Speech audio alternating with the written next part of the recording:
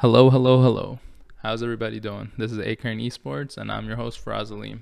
Thanks for tuning in. And today we're going to talk about something that a lot of people seem to be concerned about, and that's the emerging talent from North America and the structure that brings these players up. So, the specific topic is the 10 players that were drafted today. So, let's just kick it off. And number one pick was Tony Top to Immortals. And I don't know, people were saying his champion pool could be abused, but he blind picked Jax, his number one champion, and he seemed to do pretty well. And the champions he was playing top lane, it wasn't just carry style, it was also tank. And I got my trusty notebooks, and I got a few more notes about him. And the champion pool thing can be worked out, especially since he plays different styles. Like he can pick up other champions that are also in that style, whether that be tank, mages, or carry style, maybe even like ranged champions. And this is his first time in Scouting Grounds, and he came straight from the ladder. Yeah, he came straight from the ladder, and he might be able to bring a new breath of life to the NA scene, especially top lane, because he used to play in China, and those players over there are stacked, especially in the top lane, and they play towards top lane and through top lane, and maybe that'll bring NA a new breath of fresh air, because we seem to always work towards the other lanes and make sure the top lane is playing weak side. So maybe Immortals can get a boost from having people like Soaz, who also played weak side, and this guy might be something to look forward to if you're an NA fan, and especially if you're an Immortals fan. So good luck to him. And the second overall pick by CLG was Yeon, an 80 carry. And we've seen CLG take Stixay and literally take him to MSI, so maybe Yeon can do the same. And I think they're letting go of Stixay, so this might be something as a CLG fan that will boost them up, hopefully. And from what I saw and what people were saying, he might be the next tactical, right? One of the analysts was saying that. And if CLG can pick up the next tactical, that will definitely be a boost for his team. And I think like many of the 80 carries in this tournament, he can also play weak side. Like a lot of them seem to be able to work without their support, but Yeon seemed to do it really, really well. And while the support roams, you don't want an 80 carry that's going to be in the middle of the lane getting killed. Like he seemed to know when to move up, when to move back, when to set up for ganks and all that. And yeah, hopefully he brings a breath of fresh air to CLG. A lot of these bottom teams could use something new, and I think Yeon will do that for CLG. And next up, let me just check my handy dandy notebook. We got Copy, drafted third by Dignitas. And this guy, I'm a fan, and not just because he got the same skin tone as me, but actually he did pretty well during the whole event. And what's it called? I think Prussian was talking about how he looked like a weak supportive player, and he popped off. He showed that he can carry. He showed that he has what it takes to be in the LCS, and especially that mid jungle synergy he shows, like making sure to play with his jungler, not to just let the jungler invade by himself, and make sure to have his lane pushed up when the jungler is going for an invade. Beautiful. Like, I'm a big fan, and hopefully he can represent brown skin tone town. Hopefully, let's see how he does, and I think he's a good addition to the pro scene. Four, we got Niles, right? We got Niles getting picked up by Golden Guardians, and I think he popped off. Like, he played super aggressive. He demanded a lot of jungle attention, his own and the other jungles. Like when I think his name was Ghibli was getting smashed, the jungler literally had to babysit him unless our Niles was going to run over him. So I think he shows a lot of potential, and at times he was a bit too aggressive, but I think that's just something that can be refined, but it can't be taught. Like, it can't be taught to be more aggressive, I feel like, but it can be taught to be less aggressive. And I think in the Golden Guardians infrastructure, I feel like he will thrive, and I hope to see a lot more of him and a lot more of his carry style top lane. Good luck to him. Next up, we got a jungler drafted by EG, Tomio.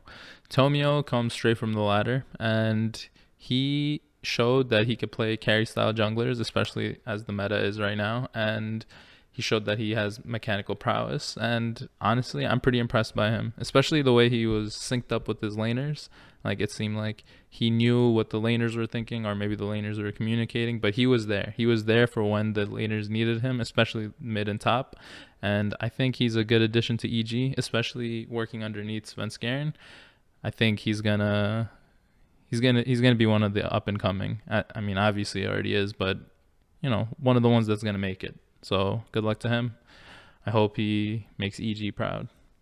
6, we got Yeon getting drafted by Golden Guardians, and I think he was hyped up coming into the tournament, and I think that hype was completely warranted. The way he played was phenomenal, and he demands a lot of jungle attention, but he makes good use of it. We saw other players in the tournament demanding jungle attention, but not being able to push their leads, create advantages, or set up ganks even for the jungler.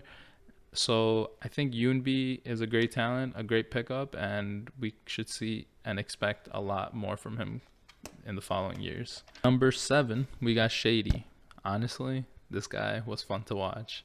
His roam timing, his rotations, him being in places where you don't expect him to be was awfully entertaining. And him playing Pyke reminded me of Hillisang, and he popped off. He popped off that Pyke game, and his other support games like Rakan, they were pretty good too.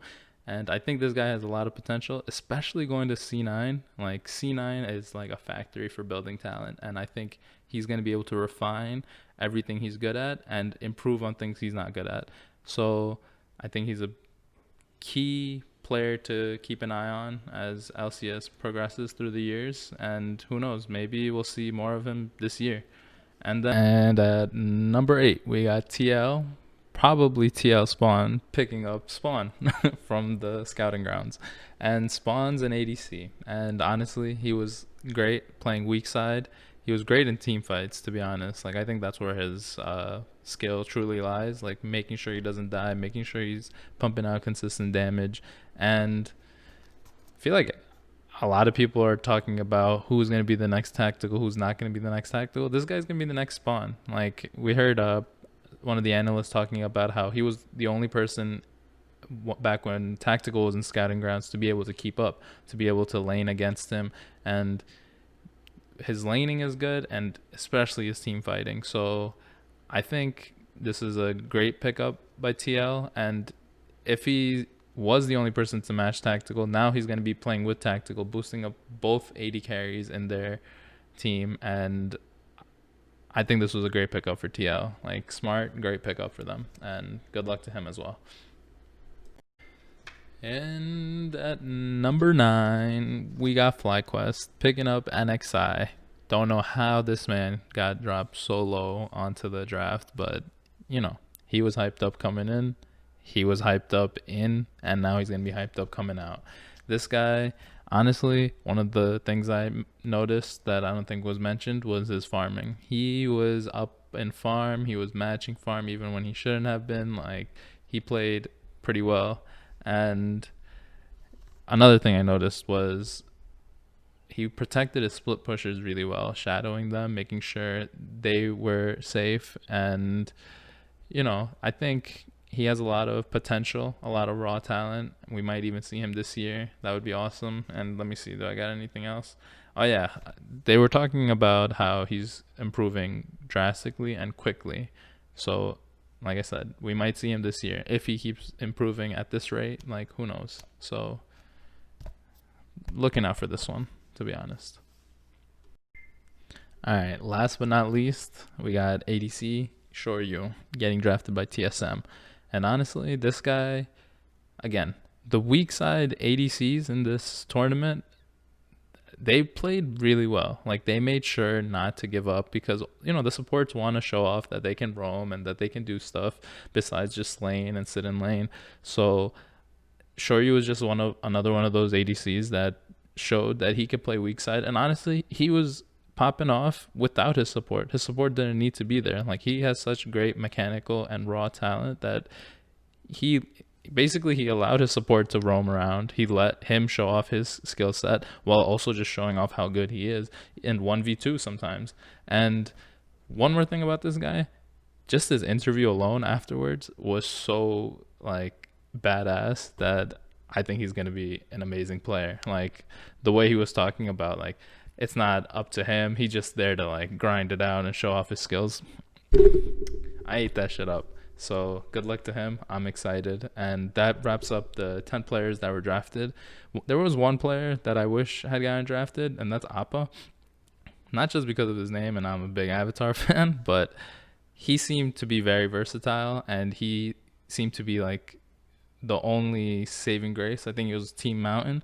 He was consistently playing well, and besides like here and there getting picked off, but he also showed a lot of great talent, and who knows, maybe we'll see more of him as well. But thanks for tuning in. This was the 10 players drafted in Scouting Grounds, and we hope to see more of you soon. And next time, maybe we'll see my better half of the company, Michael Cannon, and his analysis on things. All right. Thank you.